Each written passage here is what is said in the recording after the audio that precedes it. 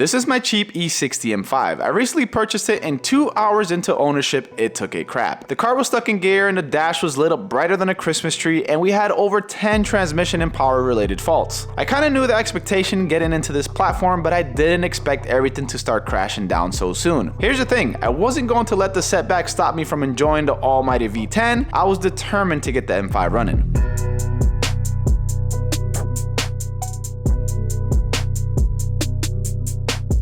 The first thing we're gonna attempt to do is swap out the battery. Apparently with these SMG cars, especially the M5, they're very sensitive to low voltage, and this could be part of the issue. This is pretty hilarious. I don't know which of the keys is for the E60 M5 because we have so many damn BMWs here. So I'm just gonna bring them all out there. After installing the battery, we grabbed our handy dandy top-down scan tool and started troubleshooting. Majority of the codes we got in the last video seemed to go away with only 2 remaining: hydraulic pump relay and SMG shift lock. The next step was to run the teach-in for the transmission where it would run an adaptation procedure. And that test failed. Hydraulic pressure too low. Interesting. We ran an accumulator pressure test, but the test just kept failing the minute we activated it. The car would turn on, but the car was still stuck in first gear. We pressed the accelerator and the car would just rev and not move forward. The corresponding fuses seemed to be okay. We replaced the SMG relay for the 3rd time, but 0 progress was made. And all the codes came back. I can't make this up. So the iDrive screen is pretty much telling us to perform adaptation, but we can't do it because the car's still locked into that first gear. So we're trying everything possible to get it out of gear so we can perform that and maybe we can get somewhere. So far, it's not working out. We've been in the car for about 20-25 minutes. So neutral, help us, Lord, help us. But the pressure was too low to perform the adaptation. We finally got to start the procedure, and once it got to 5th gear, it would fail and abort. So we tried it again, and again, and again, and something unexpected happened. Things got worse. There's an electrical burning smell coming from the DME box. And it's a very, very strong smell. So I stopped recording, and as I stopped recording, something sparked. Is it done? Yep, that orange fuse, or wherever the hell that is, just took a shit off camera. And it smells very bad in here. Great! I picked the wrong week to quit sniffing glue. I decided to reach out to MLR, a company that specializes in SMG transmissions, including the E46 M3 and the E60 M5. I asked them for guidance and they were happy to help. They sent over a new SMG pump motor that normally solves 90% of SMG issues, a new pressure accumulator, and lastly the gear pump inner seal kit. I'll even link to their parts down in the video's description. In the first E60 M5 video, a ton of you guys asked me which diagnostic tool we were using. It's from a company called Top-Down. They also partnered up with us by sending out their top-of-the-line Phoenix Pro, which is essentially a mobile mechanic. This is absolutely massive, guys. It almost looks like you're defusing a search and destroy bomb in Call of Duty.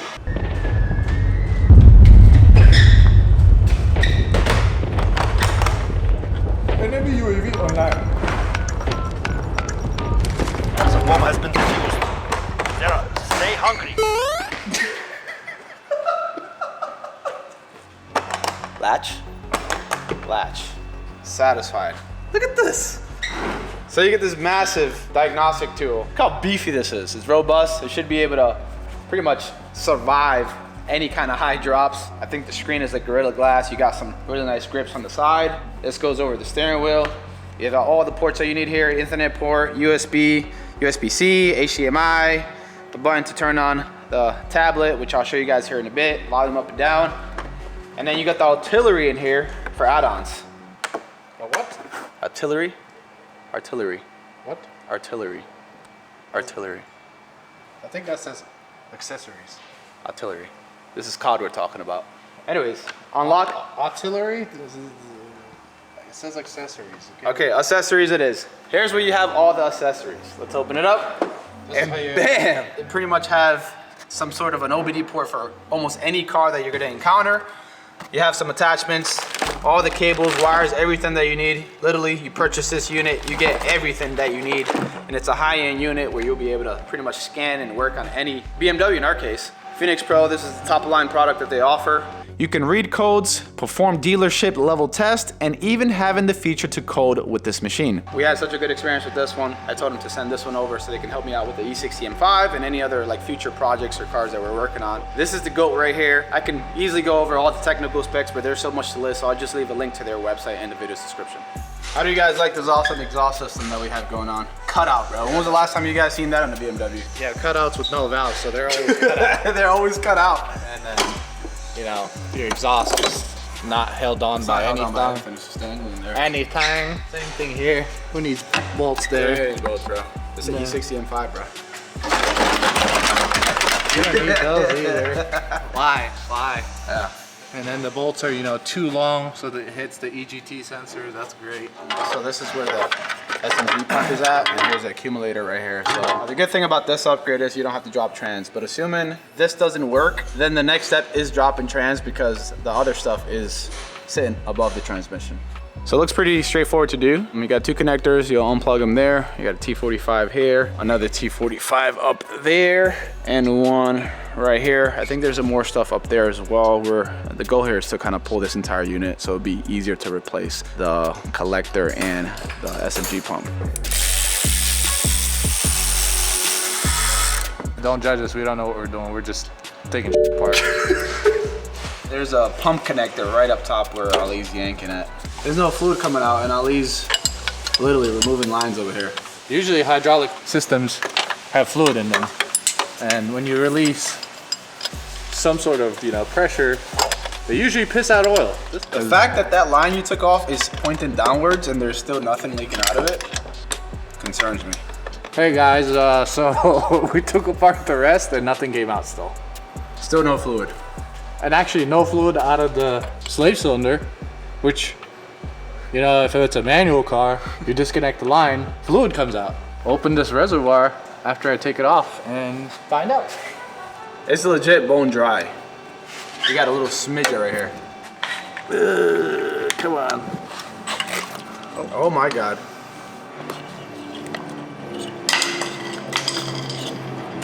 There you go, guys. You got something in there. After removing the SMG pump, a major plot twist emerged. The car had an MLR SMG motor, something that was totally unexpected. It did have a build date of 2019, so I reached out to the guys at MLR and they confirmed it was an SMG motor that was probably installed 3 to 4 years ago, and that there might be another unrelated SMG issue lingering, causing various parts to prematurely wear. I took a mental note of that and we continue with what we started. Is that O-ring peeling? Yep. O-ring that goes in this hole was no messed good. up. The question is, what kind of negatives would that have? No idea. So that one's gonna get replaced. This clamp itself is gonna get replaced as well. This O-ring looks fine, but the one that goes in here definitely was Oh my God. That smells burnt as shit, man. Yeah, this took a shit right here for sure.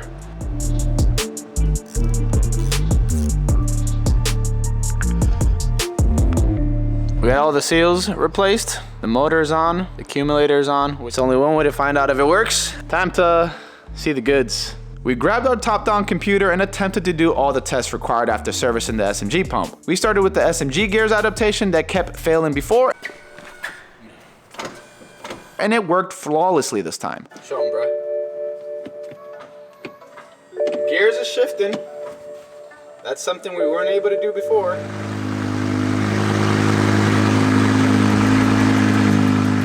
Yeah, the M5 actually turning on, that is some very, very good news. I think we're on the right path here, guys.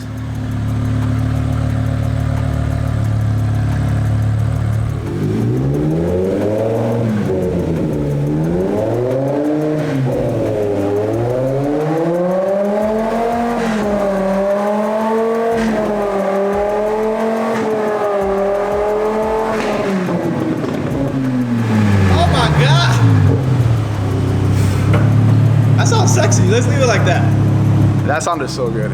So good. And we have no transmission faults. I think we have something for like a steering angle code or something like that. We're gonna take the car for a drive and see if it doesn't leave us stranded. So we got top down. We got Ali test driving the car. We got Mike back there in case we need to push the car back because it breaks down.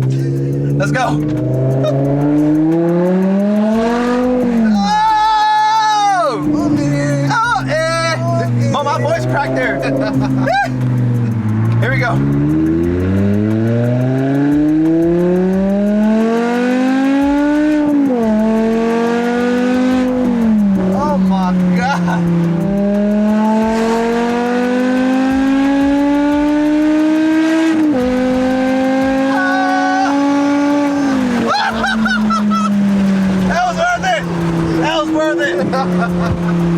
Just that small experience was worth buying this damn car. Just that little experience. I feel like I lived my entire life with that, just that experience. I can't even speak. Oh God.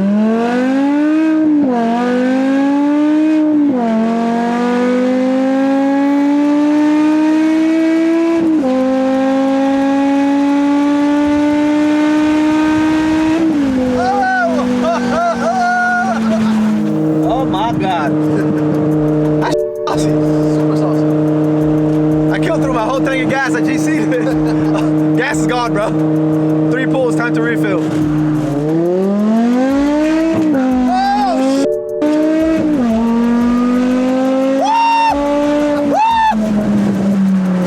yeah, that was actually with the shift. I guess set into the most aggressive. We had it pretty soft earlier. Bro, it's like chiropractic sessions in here, bro. Just breaking my back.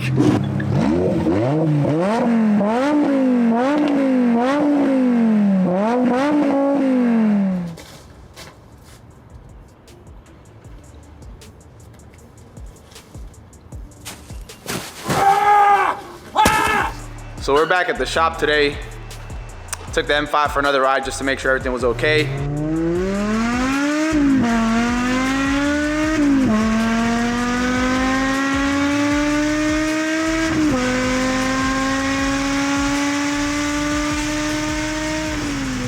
And we got a transmission malfunction. It looked like we have like an electrical code of some sort for the transmission.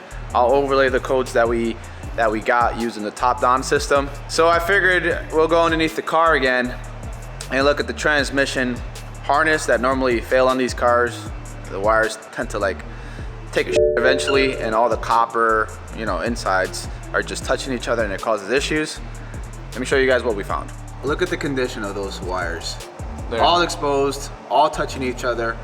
As Ali touches them, they just start to crumble completely. This is something that happens commonly on these SMG E60 M5s apparently. For testing purposes, we're just gonna separate them from each other so they don't touch. Yeah, well, there's a bigger issue too. This is a connector and you can see all the pins. We were just counting the pins to make sure everything was okay. And there's one on the right-hand side. Right there. Yeah, right there. It's not even like sticking up. It's completely bent. So it's whatever wire goes to that pin is not doing anything. Interesting. How's it looking? Semi-straight. It has to be really straight or we'll bend again. Let's try it. So as you guys can see, off camera, we actually took the harness off. It was attached to the gear precision sensor. So companies like MLR do sell this replacement harness where you can essentially just retrofit onto the gear precision sensor, or you can attempt to, I guess, remanufacture and repair the wires yourself, which is something that I think we're doing today, since we don't want to wait for the part. If I get close enough with heat wrap or something, I can individually heat wrap every single wire and get it away from each other so they don't touch, which is gonna be kind of hard, but whatever, it is what it is. For the purposes of trying to fix the car for now, I'm just gonna take some electrical tape, tape every single wire, and hope that it works. So here's what we got, guys. Is it a masterpiece? Yes. Probably not. Is it functional? Probably yes. Gonna get that sensor installed back, plug it back up, and we'll touch base afterwards. Even after we fixed the wire harness and straightened out the pin, car has the same issue, if anything is worse. It's stuck in 5th gear now. We can't move the damn car. But after talking to the guys at MLR and using the voltage meter to kind of check certain elements of the SMG system to see where the electrical issue was coming from, we all kind of came to one final solution, and if it's not this, I'm definitely gonna take a break from this car for a little bit. That right there, which is located in the DME box, is the SMG control module, which is responsible for controlling the SMG system. I purchased a used one from eBay for like $100, and I'm just hoping that this fixes it.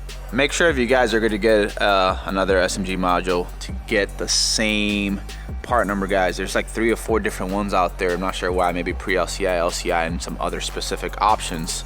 If you get the same part number, I don't think you have to code this to the car at all. Pretty easy to uninstall. You have a little push button there, and then you have the latch that you have to pull back, and it'll release each plug. And this last connector, you just gotta push it, and then you pull up. Harder to do obviously for me because I got the camera on my other hand, but there you go. Once installing it back on, make sure you're super careful you don't want to bend any of the pins, just like installing a car's DME. Pull the latch all the way back, and then you'll insert the plug, and then you'll use the latch to lock it into place. Hopefully this fixes the issue. All right, we got top down connected. Let's see if we got any of these codes. Oh my God, guys, check this out. This is pretty unreal. TCM, no codes, no codes. And we are in neutral.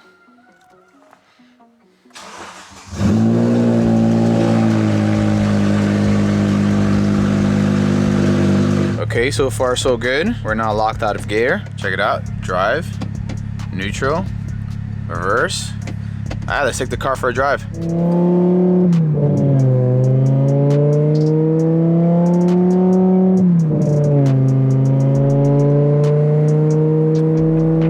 Seems to be okay so far.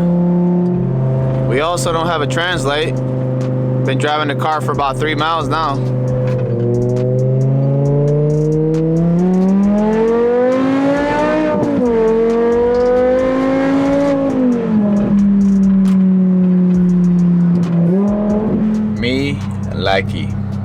Me likey. Well, I drove the M5 off camera for like 10 miles. No transmission faults, the car drives very good. Even lost a side skirt in the process, which I gotta go find. Crazy to think that this might have been the issue this entire time. And because the car had a bad SMG module, maybe that's why the prior SMG motor took a crap. But I mean, it was also low on hydraulic fluid, the transmission harness was bad, the bent pin, the bad seals, bad relay. Maybe a combination of things.